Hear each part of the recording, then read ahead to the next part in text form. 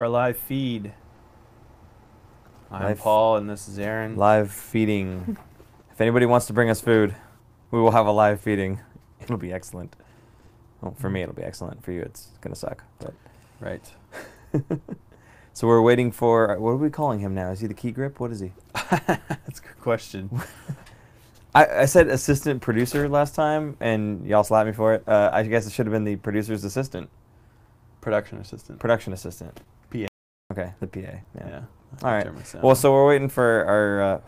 PA. Really, it's our friend, our friend Joe, who has no experience with anything whatsoever. But. Well, no, he helped us with the oh, okay. episode Yeah, that's at, true. FanFest. FanFest. Yeah, he was at this all day at the FanFest. Yeah. Yep. Oh, and for everyone looking, I had no sandals today. I got actual shoes on today. It's the first in a while. It's getting a little cooler. Yeah, usually the camera cuts it off, so it's cool. But Oh, we gotta fix that still. yeah, with the light, yeah, the glare. I gotta do a little bit of rearranging, I think. All right. This so may not end up in dead center. It may have to be off to the side a bit, which sucks. it's kind of off to the side a little bit. Is it? It is. I mean, like. I guess Oh, it it's looks dead like it center. is. Yeah. This panel looks like it's going Yeah, this away. panel's it's curved a little bit or tilted that way. Whatever. Yeah, if you guys have any questions that you want to load us up with, feel free to do that now. 4 of you guys were waiting. Okay, so I know Jason Hillier was one. He's on right now. Yeah. Who are the other 3? It doesn't tell me. Oh, it doesn't tell you. It just says 8 watching right now. Okay. If you are watching, say hello so we can see the names, I guess. Just want to say hi to Sure. the folks that are watching. What's that? Mac Gonzalez. What section are you guys in when you go to games? Oh, I'm a journeyman. Yeah. Game time, baby. Yeah, yeah, both of us are kind of game time. Yeah, more or less. I mean, so we have partial season tickets, and I know they're row 4, but I'm not sure the section because I haven't even used them yet. I But thought you had opening night seats that you had to get. Opening night, no. Not. Marshall bought them, and they had to have opening night was one of the games. Oh, for their okay. package. They did 10 game or 6 game or whatever. Yeah. No. I Whatever. haven't used them yet. So me, same thing. Like, I don't have tickets anymore. I used to Yeah. for a long time, 11 seasons, I think. I prefer the up and down behind the goal view, mainly because the NHL '94 view. Yeah, Okay. yeah, basically. Partially that. Partially looking up and down the ice for power plays and stuff. You can see Yeah. everything develop and happen. When you're on the side, for me, it's like the same view you get on TV. I could see that at TV at home. Why would I want to go to the game and pay for something I can watch at home? So, and the other reason is the boards. When you watch side to side, Okay. the boards block the whole side boards. You miss all the action on the side boards. You don't see. Not that you need to really watch that's the a fair puck, point, but yeah. it blocks. And Yeah. when you're behind the goal, you only miss what's behind that one Yeah. little board. Uh-huh. And the other reason is I don't have to do this like a tennis match. Like I can just watch. Yeah. So I prefer the up and down. That's view. good. Yeah. The only reason I don't like the up and down is because when it's the down, it's nice because they're fairly close. The up is so it Far just away. seems you're watching ants almost, from farther back. That's the only thing I don't like about the up and down. Yeah. Otherwise, yeah, I agree with you. You definitely see more eyes, especially on I the guess long my side of the eyes boards. aren't that bad. Yeah, my eyes, glasses. So, yeah, when I do the show, I take the glasses off, and it's hard because I'm sure you guys have figured it out by now. We have like a little board that's off to the side, and without the I'm glasses always on, looking off to the side. yeah, that's give you a little insider here. When I'm saying, so what's next? It's because I don't want to blatantly look at the board while we're recording, and I know he can see it. I just don't care. And Just I look can't. over there. I'm like, whatever. What's next? Because I don't want to look over there. Right now it's it's blank. There's nothing on there. We haven't written anything up Yeah. yet. Jason's asking. He knows we're going to dive deeper in the main episode, but what are our thoughts on the Banks overtime winner? It was good. It was. We are going to talk about it. Yeah. Mainly like the overall overtime look of the Sharks, and obviously the goal. But I think the Sharks played that perfectly. They knew what they were doing. They were going to possess the puck, and they have the personnel to do that.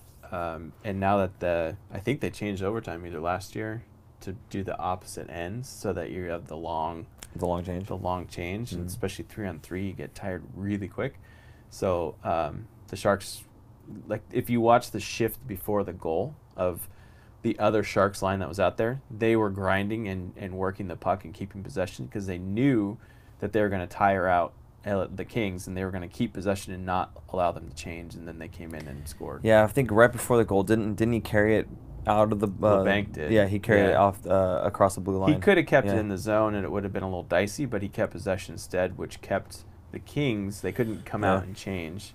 So they stayed, and then they went and turned around and scored. And the nice thing about that, too, is when LeBanc brought the puck in the neutral zone, he waited just long enough. I don't know who it was, maybe Carter or I forget who it was. Someone was basically kind of got right on top of him, and he just made this really quick little turn and step.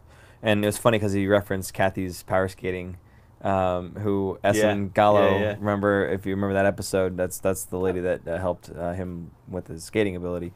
And so his quick little turn and then just boom, taking off like that, and he knew again these guys are tired. I'm just gonna blow right by them, and Cooch being right on the blue line there, perfect little entry to the zone. Yeah, I mean, and he just LeBanc just straight out skated him. Yeah, just burned him. I mean, he'd been out there for a little while, hadn't he? I think he had when he got the puck, he just jumped on and then he goes out. Yeah, he was still kind of middle of his shift, not the end.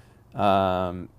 Sucks that Sharks aren't going to have Jumbo on the road trip. That does suck, but we'll get to see what the Sharks can do. The younger guys get to step in, and Gambrell's a guy that we've been talking about for the past couple of weeks about making the fourth line center. So now he played pretty well for the Barracuda the last couple games. 2 goals in the first period. I went to that one. I got my Antoine Bippo goalie bobblehead. Oh, they didn't do his cool mask though. Yeah, his new one. It's just it says Bibs on it still, which is cool.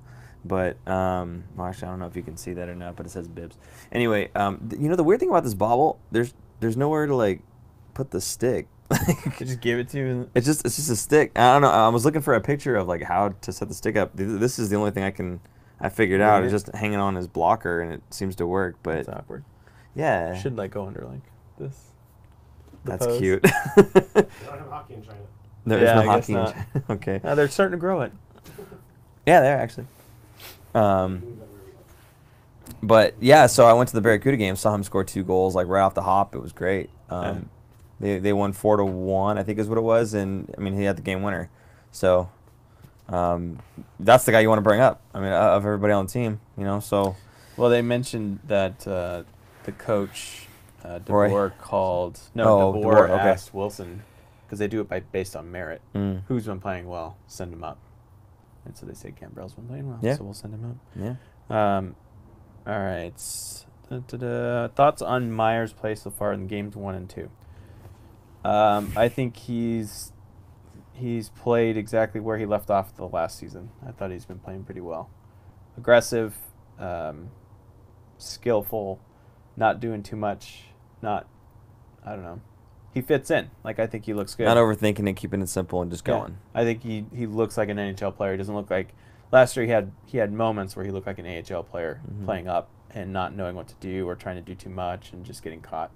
So I think his experience has gotten better and he's gotten better because of it. And I think he looks great.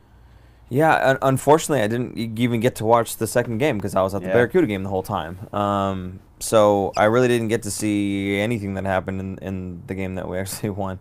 But from everything I've seen in the game 1 and you saw the everything that I've heard so far, Timo looks like like Aaron said, he's picking up where he left off, and that's one of the things we talked about in previous episodes. We were saying, we're looking for these guys to step up. And that was for last year. And they stepped up. And now these guys are coming in with 1 more year of experience, 1 more year of, of muscle and a little bit less body fat and stronger and everything else that it takes. Coach. The skating coaching, yeah. And LeBanc literally called that on the air. I mean, there's things that these guys have been working on to try and perfect just a little bit more, right? And so now we're getting that better version of all these guys that we've already seen stepping in and doing such a great job last season, and you're starting to see them come into their own for this season as well. Now, again, we're only 2 games in, and that's what's going to make this episode so hard for me is, I understand the mentality is like everybody wants to analyze and break it down, and I get that, and it's great, but it's 2 games is just not enough to be able to say the things that I'm hearing people saying, like, Jumbo needs to retire. Sure, he needs to retire. They should get rid of Wilson. Fire Doug Wilson. Well, that's every game they say. Even if they win, fire Doug Wilson, right? So it doesn't matter. But which is just it's ludicrous to me, but whatever. But yeah, I mean, I don't know. So far, I think it's too early to be able to say anything about the team. There's guys shaking off rust. There's guys. I mean, look, what was that? We lost to the Ducks. They're a depleted Ducks team, right? Toronto lost to Ottawa. Right. Yeah. So I mean, I think Ottawa has 2 wins this year. I don't know. Good for them, and I hope they win a whole bunch of games, and Chris Tierney's a part of it. Everyone thought that they were going to get destroyed. Montreal, too, another team that everyone thought was going to be at the bottom. I thought they were going to be at the bottom. But here's the thing. Again, it's still early. It's only 2 games. Yeah. So, yeah, you can win the first 2 games. That's great. You still got 80 to go, kid. Well, you guys, on that note, you got Evander Kane, 2 points already. Yeah. On pace for 82. Yeah.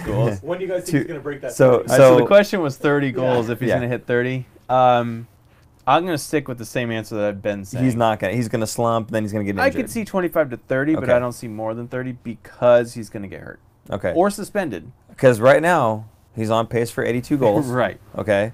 So even if he only makes 70-something games. I do think, and I tweeted this out the other day, that he has been by far the Sharks' best player. Okay. In both games, he's been the best player.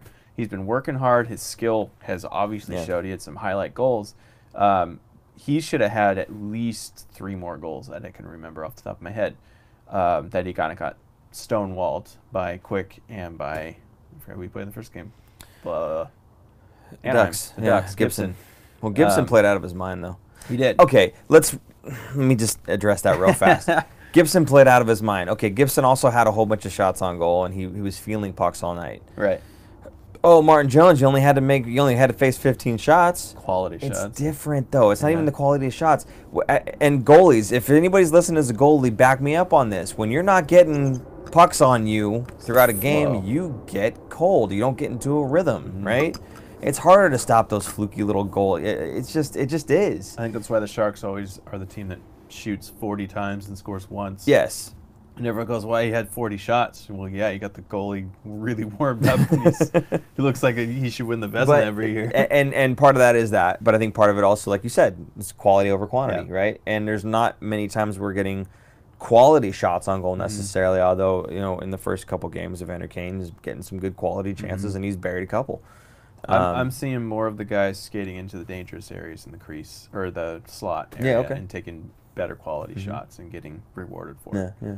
More than before, like when Ron Wilson was coaching, it was like shots from the point. Instead of dumping it in, they would just shoot it on Shot goal. from the point, then. And so they'd have 45 shots on goal, but half of those at least are just dump-ins. That go right If to the goalie's seeing it the whole way Yeah. through, it doesn't matter. Yeah, that was really annoying. Another question? Or? Yeah. What are you guys' thoughts on Kane? What are you guys' thoughts on Erik Karlsson so far? Okay, so the question is, what are your thoughts on? We should probably get him a mic. But anyway, so the question is, what are your thoughts on Erik Karlsson so far? My thoughts on Erik Karlsson are he's still a superstar defenseman in the league. Offensively, just He's supremely it's gifted. not quite there. Like offensively, we haven't seen the flashes of brilliance that he's we had. haven't seen it yet. But that doesn't. I'm not saying it's not there. We just haven't seen it yet. And that's just it. When he's after game 1, he didn't do anything. No. He's a bust. Yeah. No. He's still as good of a player as everyone knows that he is. Just didn't do anything in that one game. He still drives the play. He's offensively. Yeah. Defensively, he's been And that's why great, I think. That's why I don't like just looking at the stats. Yeah. Because there's no stat for he drove the play offensively. Even if there was no goal or he didn't get an assist or in whatever puck possession time, if he's moving the play up the ice. The Corsi rating. Corsi rating kind of shows if that. you're getting the shot on goal, if you're getting the goal. Not you, your team. Your on team, the ice. yeah. If your team, your unit is getting the shot on goal. If your team or your unit is getting the goal. I don't even think it's on goal. I think it's just shot attempts. Yes. Right. Possession so that's numbers. It's a little bit better because if you don't get a shot on goal or hits the post, like that's a dangerous chance, but it's not showing up on the stat sheet. That doesn't correlate to you helping your team get into the zone. Then they get the puck and lose it. Right. Right. Yeah. So that you could still be pushing the puck up and driving the play. As soon as you get the puck to your teammates, if they're not able to convert or do anything with it, your Corsi rating doesn't go any higher, even though you're still the guy that's helping bring that puck up the ice. That's why I like watching the game more than looking at the stats. But it also doesn't go down because you're not getting a shot against. No, you're not. But it's, in other words, it's not reflective of the fact that you're not bringing completely. the puck in, Yeah. right? Yeah. So, I mean, again, advanced stance, I am not the guy to be looking to Even for I'm advanced not. stance. Like, Yeah. I kind of understand it and follow it a little bit, but I'm not like a slave to the stats. No, no. But again, that's why I prefer to get like the feel of the game more so than look at what the actual numbers are. Now I'll still rely on the numbers, but I like what I'm seeing 12 more. minutes left. I want to keep this on my bad. track to Yeah. be done by 10 so we can get recording. Sure, we got something What's else? the next one? Oh, well, there's a real quick circle back to Sure. the, somebody actually just made the suggestion, if the defense, good defense is what's cooling off the goalie, do you just let shots get on net then and let the goalie stay warm? No. Yeah. Yeah. So the question, are you mic'd up yet? Is it on? Okay. Okay, cool. So they heard that question then? Yeah. I think you still block as many shots as you can. I think, because for one thing, defenders and even forwards, they now count that as a stat, as a block shot, and that helps them with contract negotiations later on, and it's a team leading stat, and it's a good thing. So you're going to see a lot of guys really going to block shots because it's worth it monetarily for them to do so. I don't think you want to let shots go, because if you let a shot go, and let's say Jones was screened slightly, you don't know if he's being screened or not, you're facing by the puck. either hit by you or by somebody else. So, but you do see sometimes if someone is by themselves and they have a clear shot, they're going to step out of the way. Goalies would want that, so you're not screening them. If the guy's coming to the point and he's just going to dump it in, instead of the defenseman trying to block it, he's going to move out of the way. Sometimes you'll see him move out of the way, and the guy will just shoot it on net, and the goalie will have a view of it. It's kind of a non-dangerous shot, but you kind of want the goalie to take care of it. And that's dangerous sometimes, because sometimes you get the pump fake, right? Right. They'll wind up like they're going to blast, and the defender might step a little bit to the side. It's like, okay, you're giving me this lane, not a shooting lane anymore. Now it's a skating lane because you stepped out, you stepped aside. So yeah, there's a fine balance. I think generally speaking, you do want to block as many shots as you possibly can. You don't want the puck to get on net as often as possibly can. I'm just explaining that there are times when a goaltender can get cold because he's not feeling as many shots. We have a like out now. I don't know if that's... Yeah, that just went out. That like. Yeah, maybe just let him know. Anyway, so I don't think the idea is, well, then just let Jones get peppered, the whole time. Take the lead and then just stop playing offense and just let Jones get peppered with as many shots as possible. That way he feels warmed up and saves everything. No. You want to stay in front of those pucks. You want to block them. You want to lay down for it and everything. Quick questions. Are we going to see the new alternate stealth jersey hanging in the background soon? No. He bought one. I'm selfish. But he's going to wear it. So, actually, here's what I need. I need some help from you guys. The stealth jersey has the normal like teal with white number on the back. Yeah. I don't think I like that. I don't think I like that look. I think I would rather have... Is it similar to the current black? Or the old black so here, look. It's like this, right? It's going to look like that, I think. The teal with the white. I don't think I like that on a black jersey that doesn't have white shoulders, doesn't have white, piping or striping or whatever on the sides, and is essentially not orange here and everything. It's all like blacked out or tealed out and everything. I don't think I like it. So what I'm thinking of doing, and it might be blasphemy, and you guys can let me know, but I'm thinking about taking a black number with teal outline and doing that as the number on the back. And I'm afraid it might be like jersey fail, you know what I mean, or jersey foul rather. Yeah. But I don't want people to get upset. It's not the real thing, obviously. I just think it looks better because the whole aspect of it is stealth, right? But you also you bought, it's an authentic jersey. It's not a replica, right? So it's got the fight strap and everything. I feel like you got to go with what. I know. It would stand out. At the same time, everyone always says, "Do what makes you happy." And I'm like, oh, if it looks good. All right, then I'm gonna call jersey foul every time I see it because that's gonna make me happy. Do you guys think Vegas and San Jose rivalry is better than or will be better than the LA San Jose rivalry? No, it'll never. No. The way that NHL changed playoffs, you're going to see division rivalries, which I'm already annoyed at because I'm sick of seeing these guys all the time. And it's really annoying, like where you have this situation this year. Let's say the top 4 out of the West are going to be San Jose and Vegas, Winnipeg and Nashville. Those two, like last year, Nashville and Winnipeg were, I think, number 1 and 2 overall if you look at the points. And then it was San Jose and Vegas, I think. I could be wrong. But anyway, I like the old format where you have 1 versus 8, and you don't have that anymore. Yeah. Well, I guess you do have 1 8 because 7 and 8 are wild Well, your card. point is 1 and 2. One of those guys had to lose out before going on to the next round before the Cup final. You're losing good teams too early, in my opinion. Yeah. And a lot of people argue that too. And I don't. It's not that I don't like change. I'm not that big of a traditionalist. I just don't. I'm already sick of it. And I think it sucks because it's not fair to the teams that are really good and they're in the same division. I agree to that point, and I understand that the want to create a rivalry, but the rivalries are already there. I think it was to create the rivalry and for travel purposes. So you're not traveling. See, that makes more sense. I think the travel purposes makes more sense. I mean, you play St. Louis. That's kind of probably one of the furthest West Coast or West teams. That's Nashville, kind of far. I mean, Tennessee. Nashville, So that's far for Division I, but they're used to doing that all the time. You get a day of travel in between, whatever. That's almost an advantage for the Sharks because they're used to traveling so much. I think for me, I'd rather see us play more a bigger variety of teams. I don't want to see the same teams every single time we play in the playoffs. It's not like I'm afraid of any of those teams. I'd just rather see the variety personally. But the thing with Vegas and LA in terms of which ones could possibly be a bigger rivalry, the LA thing has been that's a baseball. That's other sports where we've had rivalries with San Francisco and LA in terms of football or in terms of baseball. Those rivalries have been long before the NHL, right? So that translated over to like the LA. Well, but that's what I'm saying is that's where it comes from. It doesn't come from these two hockey teams and we hate each other. No, it comes from the cities hating each other because of every other sport that they've ever played. LA sucks. Well, yeah, of course. Anyway.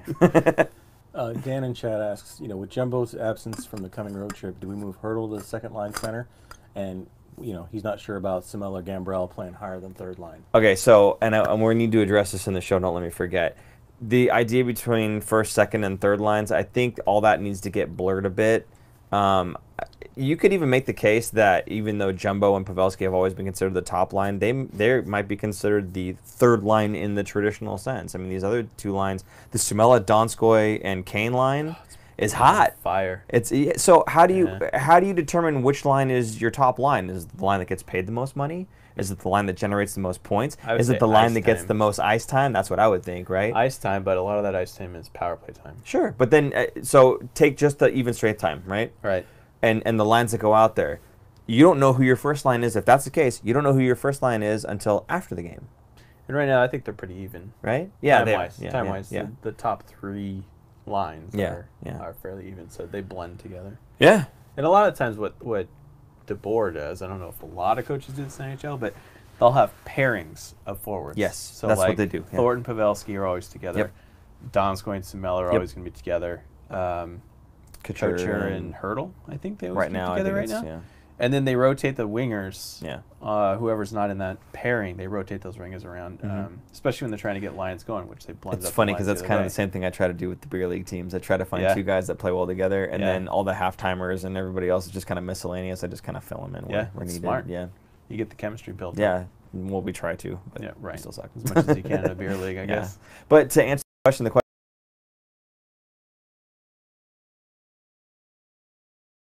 Sure.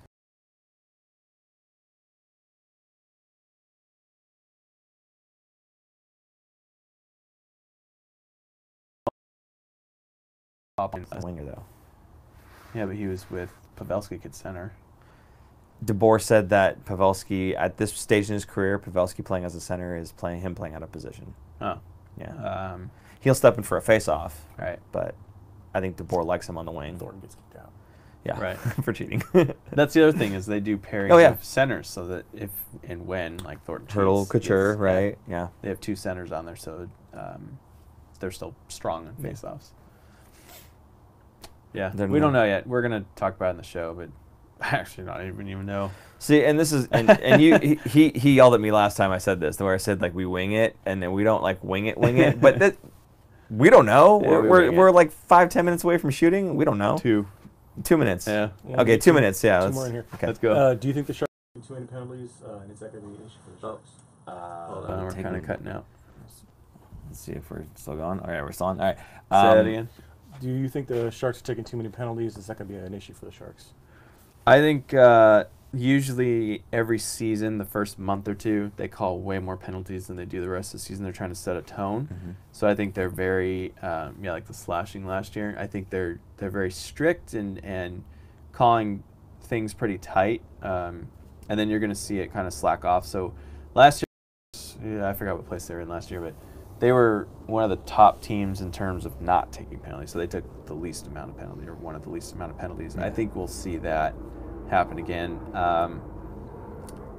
Early on, guys are just kind of getting lazy and not getting into the spirit of taking a lot of whatever else. So I think early on, I see a lot of penalties. Oh, cutting out again. I think that's the Wi-Fi. Could be. I got one more. We're back. Okay, one more. That could tie it up actually. Some of your fans would like to know. You guys should do a meet and greet before a game this season. At some point. We'd love to. Yeah, we could. When we figure out what games that we're gonna go to together. Yeah. So that's the hard part is that Aaron and I are both. We have like families, okay, and like jobs and stuff. So it's like and 2 young kids. Yeah, that's the hard part. It's being able to make it out to the games. Most times I'm only gonna be able to watch on TV, which kind of sucks. But the games.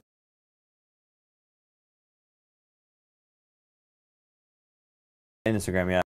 People that so actually you too. There's a fan of our podcast that just happened to see Aaron's hat and was like, Fin Factor, I should go talk to this person. Yeah. Like, I listen to them or whatever. Are you the guy? Well, it's funny. Like she saw the hat and she'd just started listening to the podcast 2 weeks ago. Oh wow! And she was like, "Oh, that's the new podcast." She's telling her husband. She said next to him, she's like, "That's the new podcast I was telling you about, the Sharks one that I'm listening to because she commutes to Mountain View." Yeah.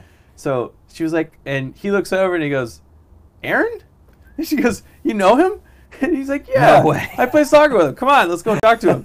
And so they came over and talked to me, and she kind of like was a little like not starstruck, but she was like, she was fanboying. Totally, like it was cute. It was funny, and he's just like. Pfft. So I was like, "Oh, you want to take a picture?" And she's like, "Yeah." And I hand him the phone, and he goes, "Shut up!" And she goes, "No, take the picture." And I was like, "Oh." So that was pretty funny. So That's my buddy awesome. James and his wife Leslie. Nice. So, so that was fun. So then we were talking like the whole intermission, just shooting, stuff about the Sharks. That was close. Shooting the breeze about the Sharks, and that was fun. So I got recognized because she saw the hat. I also got recognized, but because I was a walking billboard. I had the hat on and I had the shirt on at the Barracuda game, and hey, whatever. So one of our fans recognized the whole, and he was funny because he came up to me. He's like, "Hey, you're with the Fin Factor, right?" And I'm like, "Yep." yeah. Last I checked.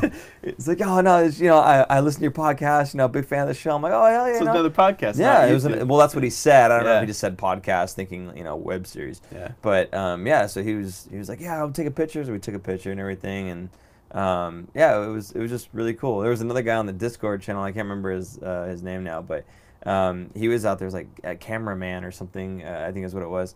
And he was over there, and he's like, in Discord, he's like, anybody who meets me at 1:15, first person who meets me outside 1:15, the bar, gets a free round. I'm like, it's just the Barracuda game? Yeah. Yeah. So I had bought an extra beer for my brother-in-law's date, I guess, to this. I don't know what she is, sorry. But she's not watching. No, it doesn't matter. Anyway, so I bought one for her, but she didn't want it, so I ended up having an extra beer, and I'm like, I should probably not have the free round. But so I went over there and met the guy anyway, and it was cool. I got a picture with him too. So yeah, did you give him the beer? 1 minute. No, I finished the beer. Oh. That's why I didn't take the shot. I thought you were. No, so. All right, one more minute. Yeah, are there any more Anything questions or? Nobody else cares. Comments? Thanks. There's some comments here. Steve sees the mirror. Oh, yeah. I forgot the mirror. Steve. There you go. So it looks like it's a mirror, and then this is like taped on top, I think is what it is. It's pretty cool.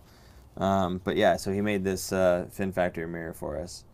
Yeah, we're going to put it on the nice. set somewhere. Yeah, we'll put it somewhere up there. I mean, we stuff's gotta move. rotating all the time, so the set changes every show. Well, so I've got my another bubble. Bibo. So anyway, yeah, I mean, we'll put it up there, and then I mean, who knows? It'll make the rotation, I'm sure. But really cool. Thanks for getting that for us, Steve. Yeah, and Appreciate Steve it, can make you a customized mirror if you yes, want. you can. I'm sure we'll put a link in the video. Or Steve can post it up there. Oh yeah, Steve can do too. Yeah. If he's watching, I Cool. think he's watching right now. So I guess we're probably out of time. So thanks for joining us. Yes, thank you. We appreciate you guys hopping on the live. Just fun to kind of chat and get some messages from you guys and go back and forth with you. We're gonna try and record every Sunday night our episodes, but Yeah. we're also gonna do a live beforehand. So most likely it's gonna be about the same time, about 9:30 p.m. on Sunday nights, and we'll do about half an hour of this so that we don't cover too much in this and nothing in our episode. Yeah. And we want to record our episodes and try hopefully and edit it tonight and get it out so it's out tomorrow morning. Yeah, we're gonna see how that works. Our producer just laughed. He's more of a raspberry than Yeah.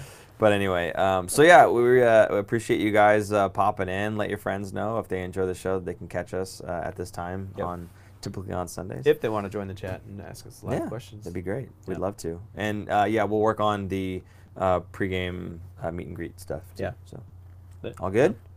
Good. All right. All good. Cool. We'll catch you later. Thanks, guys. Bye-bye.